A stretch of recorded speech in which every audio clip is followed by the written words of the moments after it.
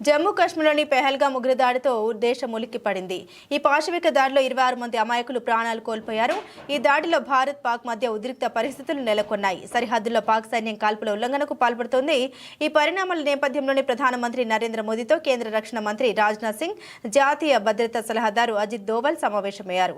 ఉగ్రదాడి అనంతరం భద్రతా దళాలు తీసుకుంటున్న చర్యలను మోదీకి వివరించనున్నట్లు తెలుస్తుంది. ఇక chief of defence Anil Chauhan తో రాజ్నాథ్ ఆదివారం సమావేశమైన విషయం తెలిసిందే. ఆ సమావేశంలో తీసుకున్న కీలక నిర్ణయాలను ప్రధానికి వివరించనున్నారు. అంతేకాదు తదుపరి చర్యలపై కూడా మోదీతో చర్చించనున్నట్లు ప్రభుత్వ వర్గాలు వెల్లడించాయి. మరోవైపు నియంత్రణ రేఖ వెంబడి పాక్ రెచ్చగొట్టే చర్యలు కొనసాగుతున్నాయి. ఈ నెల 22న పహల్గాంలో పర్యాటకులపై ఉగ్రదాడి అనంతరం ఇరు దేశాల మధ్య తీవ్ర ఉద్రిక్తతలు ఏర్పడిన విషయం తెలిసిందే. అప్పటి నుండి కాల్పుల విరమణ ఒప్పందాన్ని ఉల్లంఘిస్తూ పాక్ సైన్యం నియంత్రణ రేఖ వెంబడి కాల్పులు జరుపుతుంది. తాజాగా కాల్పుల విరమణ ఒప్పందాన్ని ఉల్లంఘించి వరుసగా 4వ రోజు పాకిస్తాన్ సైన్యం కాల్పులకు తెగబడింది. జమ్మూ కాశ్మీర్లోని కుప్వారా, పూంచ్ జిల్లాలో నియంత్రణ రేఖ వెంబడి మరోసారి తుపాకులతో కవ్వింపులకు పాల్పడింది. అయితే పాక్ దుశ్చర్యను భారత ఆర్మీ సమర్థంగా తిప్పికొట్టింది.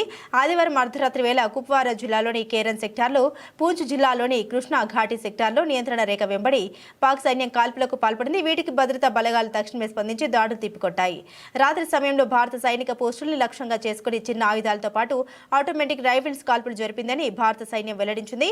పూంచ్ సెక్టార్లో పాక్ ఆర్మీ కాల్పుల విరమణ ఉల్లంఘించడం ఈ మధ్య కాలంలో ఇదే మొదటిసారని అధికారులు తెలిపారు.